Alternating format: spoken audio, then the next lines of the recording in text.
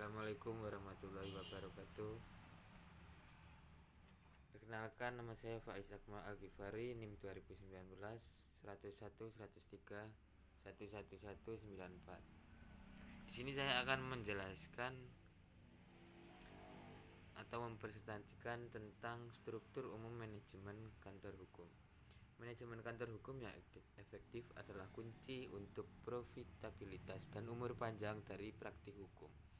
Tanpa itu, tanggung jawab yang diperlukan bisa tidak terpenuhi, yang mengarah ke tantangan keuangan dan etika.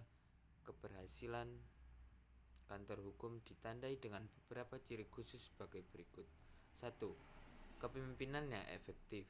Sukses dimulai dari atas. Setiap anggota atau asosiasi di kantor hukum meminta bimbingan kepada pimpinan kantor tentang berperilaku ketika di kantor dan di hadapan klien.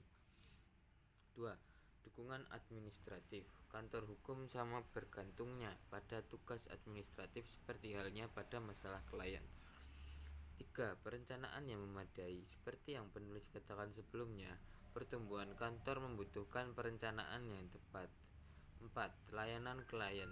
Sebuah kantor hukum yang dikelola dengan baik secara konsisten memberikan layanan klien yang sangat baik kepada setiap klien, karena manajemen praktik yang sukses meluas ke layanan klien yang sukses. 5. Rencana pemasaran yang mahir. Pemasaran adalah landasan dari setiap bisnis yang sukses. Bagaimana Anda bisa menarik klien jika mereka tidak tahu bahwa Anda ada di sana dan apa yang Anda tawarkan? Manajemen praktik yang efektif harus mencakup strategi pemasaran yang menumbuhkan perusahaan atau setidaknya mempertahankan profitabilitasnya. 6. Tinjauan rutin. Manajemen kantor hukum yang efektif terus mengawasi kesehatan kantor. B. Kantor hukum merupakan perusahaan. Kantor advokat dan konsultan hukum termasuk jenis usaha prolegal. Jadi dapat dikatakan bahwa law firm adalah firma atau perusahaan yang memberikan pelayanan di bidang hukum. Biasanya, law firm dibentuk oleh kumpulan pengacara atau lawyer dan bertujuan untuk memberikan bantuan hukum. Yang ditawarkan pun beragam, baik yang bersifat perdata maupun pidana. C. Serba-serbi keuangan internal kantor hukum. Terdapat dua hal besar yang penting untuk diperhatikan dan diatur dalam aspek keuangan internal sebuah kantor hukum, yaitu 1. Pembagian laba. 2. Pembentukan struktur kompensasi.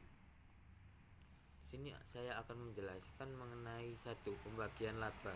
Laba yang diperoleh persekutuan perdata ini dari imbalan jasa atau disebut honorarium dan success fee dibagi berdasarkan perjanjian dan asas keseimbangan pemasukan sebagaimana telah diutarakan di atas. Pembagian antara sekutu statuter tentang laba berdasarkan perjanjian adalah dibagi dengan persentase tertentu, sama rata atau proporsional menurut penyertaan modal. Sekutu